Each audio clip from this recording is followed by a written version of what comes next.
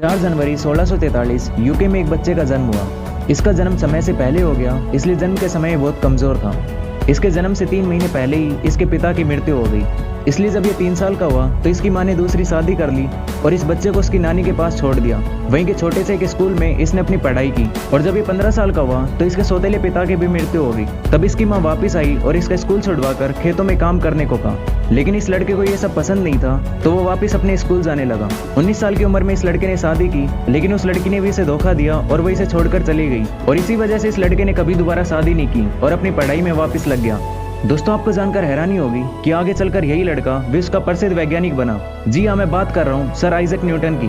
आज की वीडियो कैसी लगी कमेंट्स में जरूर बताना। ऐसी और जबरदस्त मोटिवेशन के लिए हमारे चैनल को सब्सक्राइब करें। Newton was convinced he'd found the source of the corruption. He believed something that most Christians, whether they're Protestant or Catholic, would find deeply reprehensible, disgusting, probably even worse than atheism.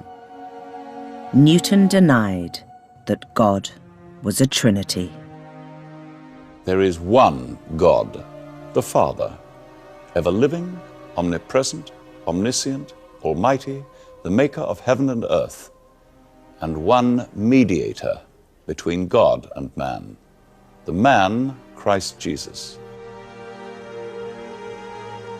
This went beyond even the most radical Protestantism. This was heresy. But Newton had studied the Bible more thoroughly than any scientific question. And he concluded that false texts had been inserted into the Bible in the 4th century to assert Christ's divinity. Anti-Trinitarianism was illegal. It was outlawed in principle. You could be put to death for it. This was a dreadful secret that Newton was at desperate pains to conceal all his life. आपको तो पता ही होगा कि Newton के sir पर एक Apple गिरा था, तभी उन्होंने ग्रेविटी की खोज की थी। तो क्या आपको पता है कि जिस एप्पल पेड़ के नीचे न्यूटन बैठे थे और जिस पेड़ से उनके सर पर एक सेब गिरा था, वो एप्पल ट्री आज भी इंग्लैंड में उसी स्थान पर सुरक्षित है। उस ट्री को आज भी एक फेंस से घेर कर सुरक्षित रखा गया है। सोचो, उस एक एप्पल ट्री ने हम स्टूडेंट्स पर फिजिक्स का कितना बड़ा बोझ लाद दिया।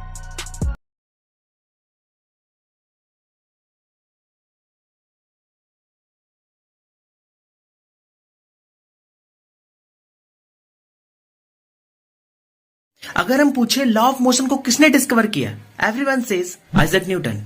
बट अगर मैं कहूं कि इसकी डिस्कवरी इंडिया में हुई, वो भी 1700 साल पहले, 2007 में मैनचेस्टर यूनिवर्सिटी ऑफ इंग्लैंड ने इस बात को प्रूव किया कि 1700 साल पहले ऋषि कनाद ने वैशेषिका सूत्रा में लॉ ऑफ मोशंस को कॉन्सेप्ट को समझाया था और बाद में इसका क्रेडिट यूरोपियन वैज्ञानिक आइजैक न्यूटन को दे दिया गया। इस पूरी रिसर्च की लिंक को मैं डिस्क्रिप्शन दे दूंगा, आप लोग जाके उसको चेक कर लीजिएगा। Let's talk about the research.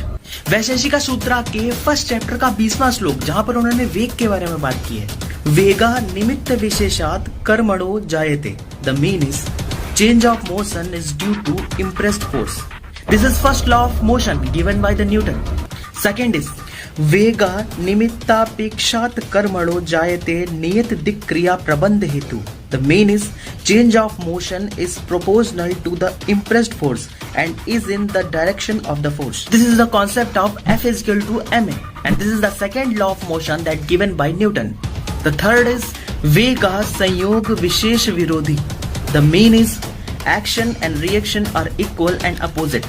And exactly this is the third law of motion that given by Isaac Newton. ये law of motion आज से 1700 साल पहले ऋषि कनाद ने वैशेषिका सूत्रा में दिए थे और ऐसे कई सारे एस्ट्रोनॉमी, एटॉमिक, क्वांटम थ्योरी जैसे रिसर्चेस ऋषि कनाद ने वैशेषिका सूत्रा में दिए हैं। अगर आप उनको देखना चाहते हैं तो कमेंट में मुझे बताइएगा। ऋषि कनाद ही द फादर ऑफ फिजिक्स है, बट यूरोपीय वैज्ञानिक कभी इस बात को मान नहीं सकते थे। अगर हमारे स्क्रिप्चर्स में कुछ नहीं था तो क्यों ब्रिटिशर्स हमारे सारे स्क्रिप्चर्स उठा ले गए? क्यों आज 12 से भी ज्यादा संस्कृत यूनिवर्सिटीज पूरी दुनिया में हैं? क्यों आज नासा ऐसी बड़ी स्पेस कंपनी में भी संस्कृत का अलग डिपार्टमेंट है जहां पर वेदों शास्त्रों के कॉन्सेप्ट पर रिसर्च होती है?